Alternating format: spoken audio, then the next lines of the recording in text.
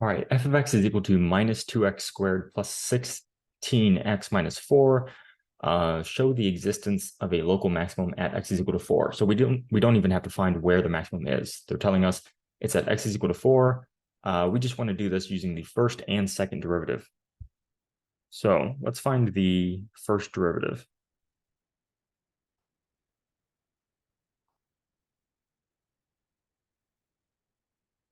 Minus 4x plus 16. The second derivative is then minus 4. Okay. So I need to justify the existence of a local maximum at x is equal to 4. Let's see what our first derivative says. So I'm only allowed local extrema, so local maximums or local minimums at critical points, or does not exist values for my first derivative. So that's a polynomial. In fact, it's a straight line. It's always going to exist. There's no x value that I can plug in that's going to cause a problem. But it might equal 0 somewhere. In fact, it does. This is equal to 0 when x is equal to 4, right? Because then you get a minus 16 plus 16 is 0.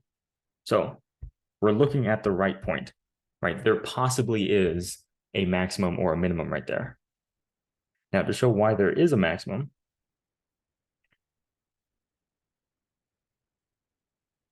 let's show that we're increasing and then we're 0 for a moment, right? Because this is x is equal to 4 is a 0 of that first derivative.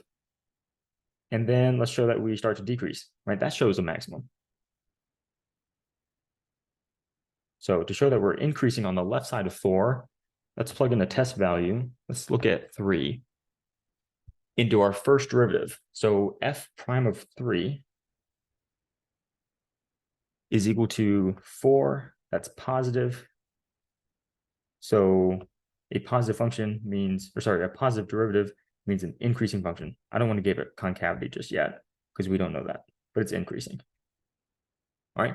And then if I can show that it's decreasing on the other side of that, then that means I have a hilltop. If I look at our derivative at 5, I get minus 4. That's negative. Our function is decreasing on that side, right? And I know that it exists there. And my first derivative exists there as well. So I do have a nice, well-defined horizontal tangent line right there. So it's a maximum according to my first derivative. Now let's show that it's a local maximum using the second derivative.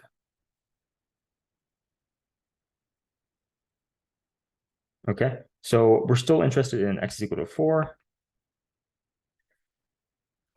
We know that we have a 0 in our derivative there. So we know we have a horizontal tangent line somewhere. The question is it concave down? Sorry, that's concave up. Is it concave up or is it concave down? So concavity it references our second derivative. So our second derivative, and I'm going to evaluate the second derivative at 4. If I plug 4, oh, wait a minute. Our second derivative is just a constant minus 4. So this is equal to minus 4. We are concave down, so we do actually have a maximum.